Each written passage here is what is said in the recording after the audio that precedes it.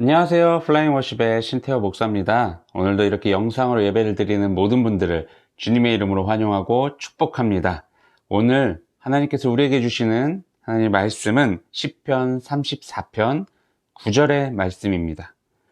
너희 성도들아 여호와를 경외하라. 그를 경외하는 자에게는 부족함이 없도다. 아멘. 이번 주부터 초등학생들이나 이제 유치원생들이 이제 등교하고 등원을 하기 시작을 했는데요.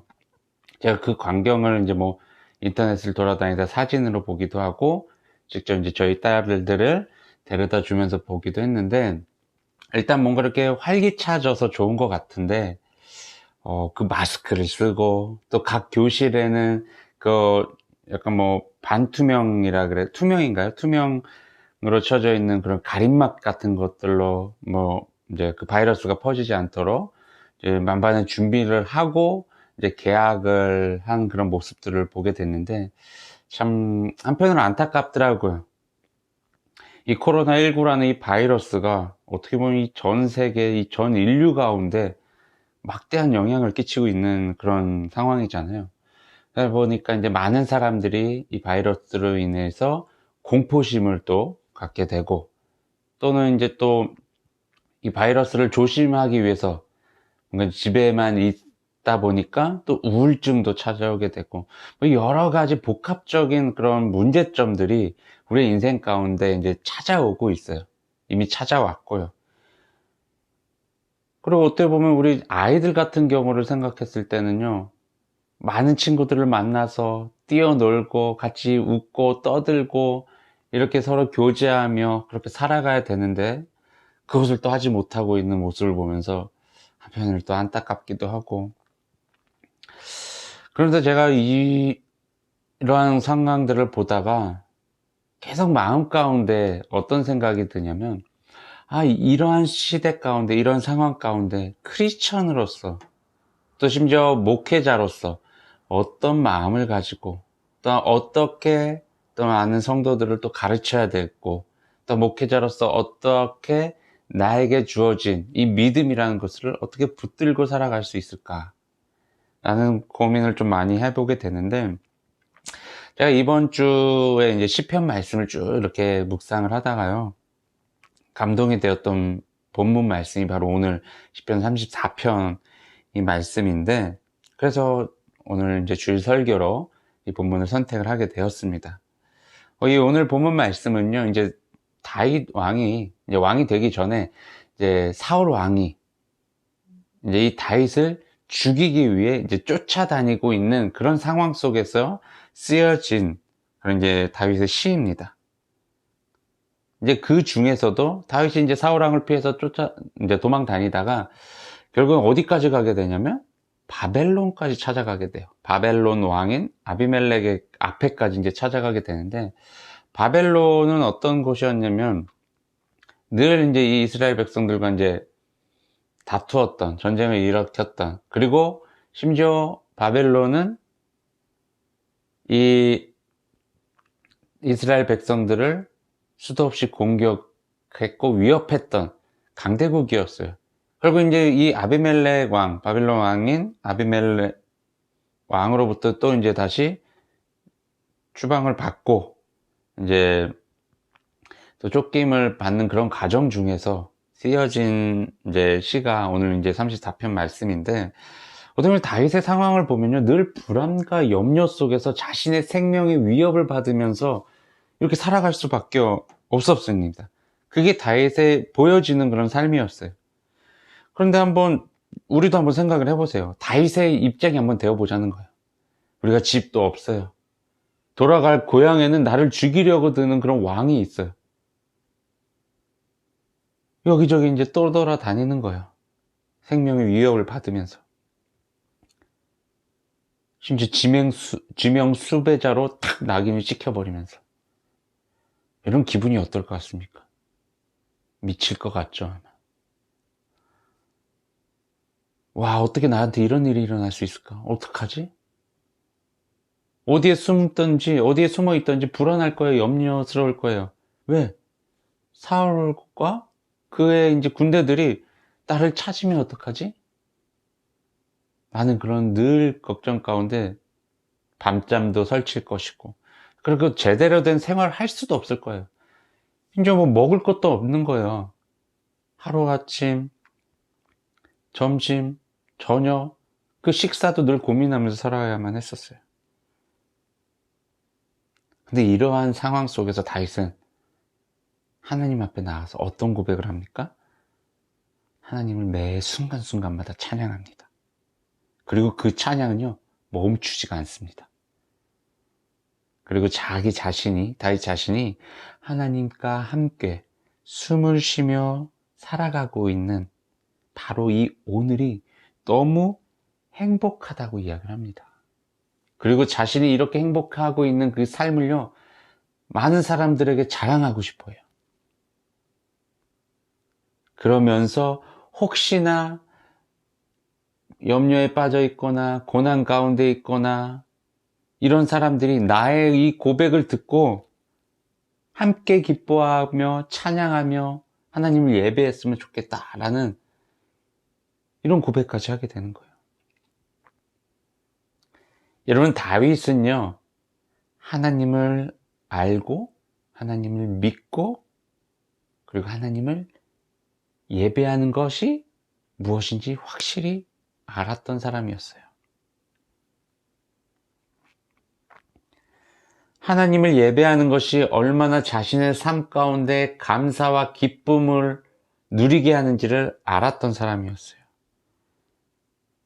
하나님께서는 절망과 좌절 속에서 위로해 주시고 또 궁지에 몰릴 때마다 나를 빼내어 주시고 우리를 늘 주위의 위협으로부터 보호해 주시고, 이러한 하나님이 얼마나 좋은지를 시편을 통해서 계속 기록되어지고 있습니다.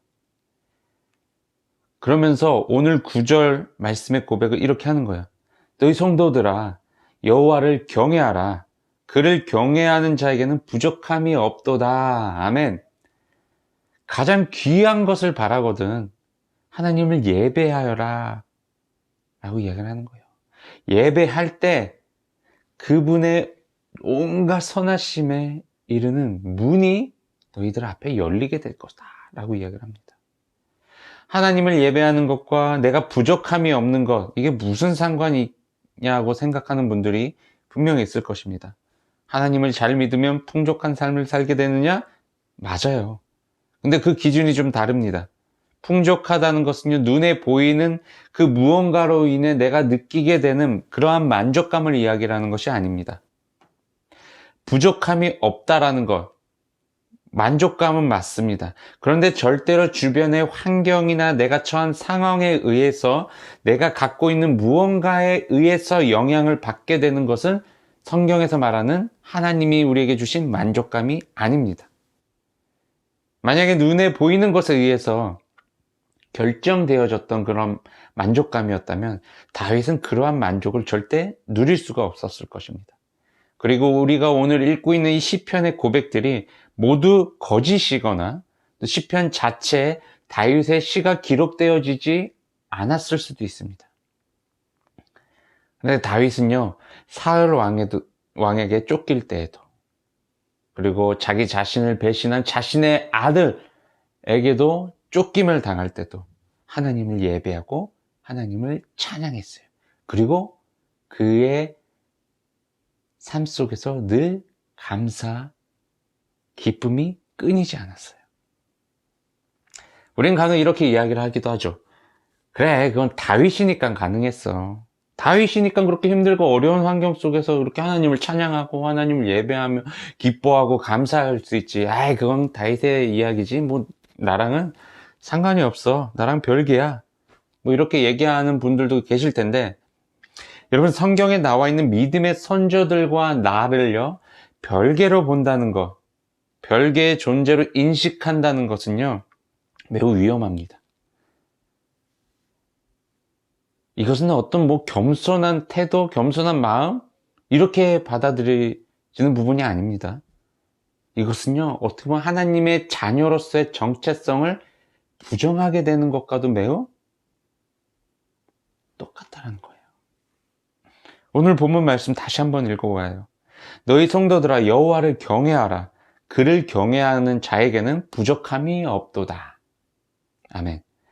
하나님을 경외할 때, 하나님을 예배할 때 우리에게 부족함이 없게 된다는 다윗의 고백이에요. 다윗의 삶을 살펴보면 부족한 것 투성이었어요. 부족하다고 말하는 것보다 없는 게 더 많아요. 아니요. 가진 것이 하나도 없는 상황이었어요. 심지어 자신의 생명까지도 위험을 받고 있는 상황이었어요. 그런데 다윗은 자신이 부족한 게 많다라고 이야기를 하는 것이 아니라 부족함이 나는 없다라고 고백을 합니다. 누가 봐도 다윗은 부족한 게 많은 사람인데 집도 없어요. 떠돌이에요. 방랑자예요. 먹을 것도 없어요. 심지어 생명까지 위협받고 있어요. 무엇이 다윗을 이렇게 부족함 없이 그에게 주어진 오늘의 삶을 만족하게 할 수 있었을까요? 다윗은요, 하나님을 전적으로 신뢰했습니다. 그리고 살아계신 하나님을 감사와 기쁨으로 매 순간순간마다 예배했습니다. 바로 하나님을 예배함으로 인해서 하나님의 살아계심을 순간순간마다 인식하게 되고 살아계신 하나님께서 나와 동행하시고 나의 모든 필요를 채워주시는 분이심을 순간순간마다 경험했던 것이 다윗의 삶이었어요. 여러분, 하나님을 예배하는 것은요, 이러한 결과를 낳습니다. 하나님을 예배한다고 해서 좋은 집이 생기고 좋은 차가 생기고 많은 돈이 내 수중으로 들어오고 뭐 취업에 성공을 하거나 또 원하는 대학에 들어가거나 하는 것이 아니에요. 예전에 간혹 학생들 중에 이런 기도 부탁을 하는 사람들이 있어요. 시험을 앞두고 취업을 앞두고 뭐 면접을 앞두고 목사님 좀 기도해 주세요. 뭐 어떤 걸 기도해 줄까? 면접 좀 잘 보게 해주세요. 시험 좀 잘 보게 해주세요. 오케이, 거기까진 좋아요.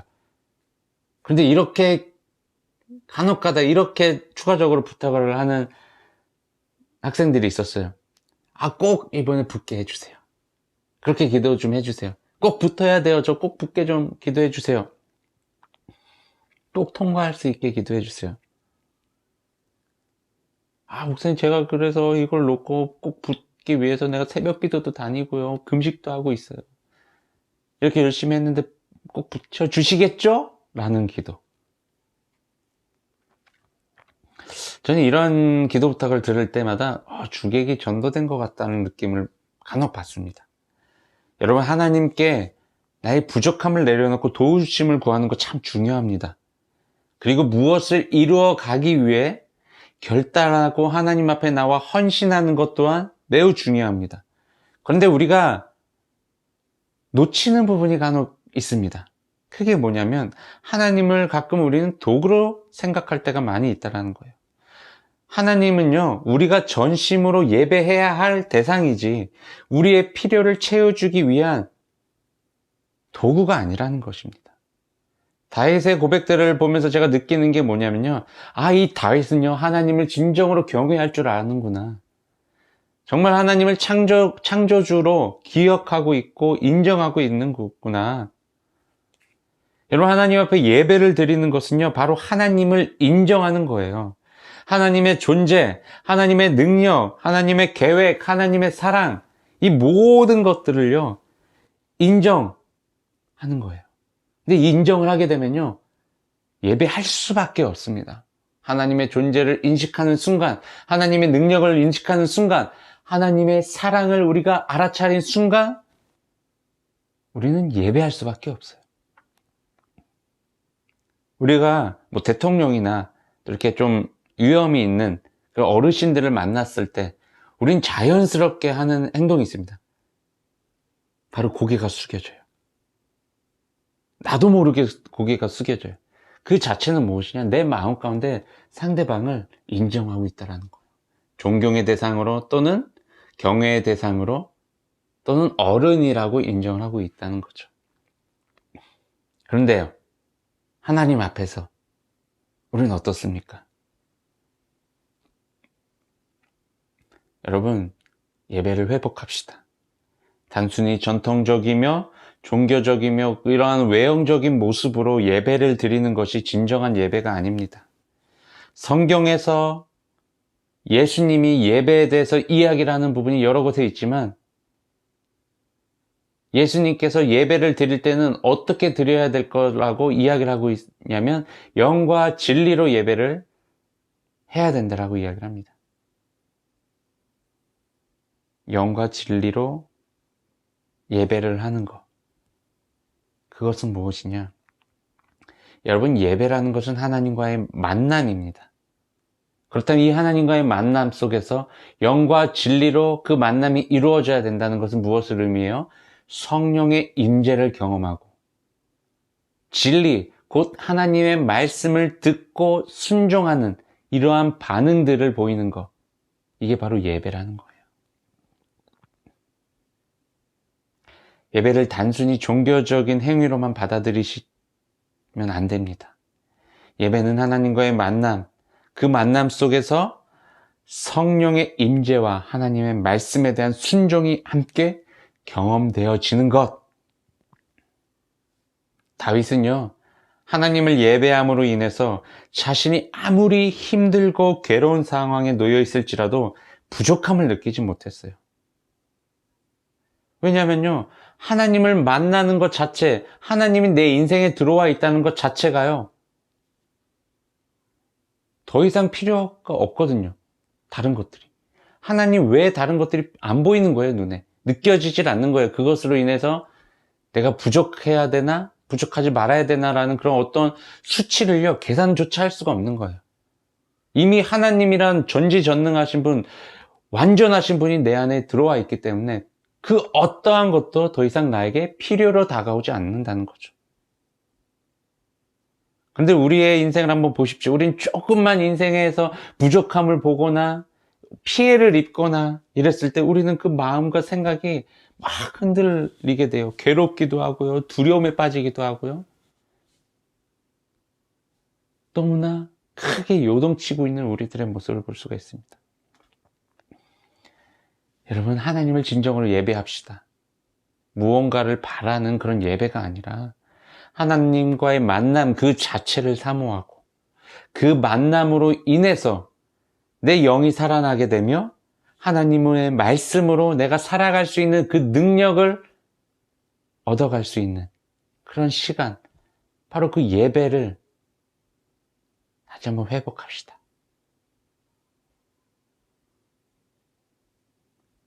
여러분, 내 영이 살아야 됩니다. 내 영이 살아야 내 혼과 육이 다 살아나는 것입니다. 근데 이 영이 회복되어지는 순간은, 영이 살아나는 순간은요, 영이신 하나님을 예배할 때 일어나는 것입니다. 이런 놀라운 일들이 우리가 드려지는 모든 예배 가운데 분명히 이루어질 것입니다. 하지만 그 예배를요, 정말 사모함으로 드리십시오. 전심으로 드리십시오. 정말 예수님께서 말씀하셨던 영과 진리로 그 예배를 드리십시오. 이러한 예배를 우리 삶 가운데 날마다 순간순간마다 드리시길 주님의 이름으로 축원합니다. 기도하겠습니다. 하나님, 감사합니다. 오늘도 함께 예배를 드리게 하시고 이 예배를 통하여서 하나님의 말씀을 선포하게 하시니 감사합니다. 하나님, 다윗이 사울왕에게 또는 그 아들 압살롬에게 쫓기면서까지 하나님을 예배하며 늘 그들의 삶 속에서 감사와 찬양이 끊이지 않았던 것처럼 우리도 날마다 하나님을 예배하게 하시고 하나님을 예배하는 것이 단순히 습관과 형식적인 것이 아니라 내 마음과 뜻과 정성을 다하여서 영과 진리로 온전한 예배를 드릴 수 있는 예배자가 되게 하여 주시옵소서. 이 예배를 통하여서 하나님, 내 영이 살아나게 하시고 그 영을 통하여 하나님의 말씀 앞에 순종함으로 나아갈 수 있는 능력 또한 우리에게 허락하여 주시옵소서. 모든 것을 이루어 주실 주님을 찬양하며 예수님의 이름으로 기도드립니다. 아멘. 하나님, 이 시간 주님 앞에 귀한 예물 올려드립니다. 이 예물이 쓰여지는 곳마다 하나님의 나라가 확장되어지게 하시고 하나님의 사랑이 선포되어지게 하시며 하나님을 예배하는 자들이 일어나게 하여 주시옵소서. 특별히 예물을 드린 손길을 주님께서 기억하시고 저들의 삶 가운데 찾아오셔서 저들의 삶 속에서 날마다 하나님의 풍성한 은혜가 끊이지 않게 하시며 언제나 하나님의 뜻을 이루어갈 수 있는 저들의 삶 되게 하여 주시옵소서. 이제는 우리 주 예수 그리스도의 십자가의 은혜와 하나님의 넓고 크신 사랑하심과 성령님의 보호 인도 동행하심이 오늘 이 자리에 모여 주님 앞에서 온전한 예배를 드리겠다라고 결단한 모든 성도들 위해, 그리고 플라잉 워십 위에 지금으로부터 영원까지 함께하기를 간절히 축원하나이다. 아멘.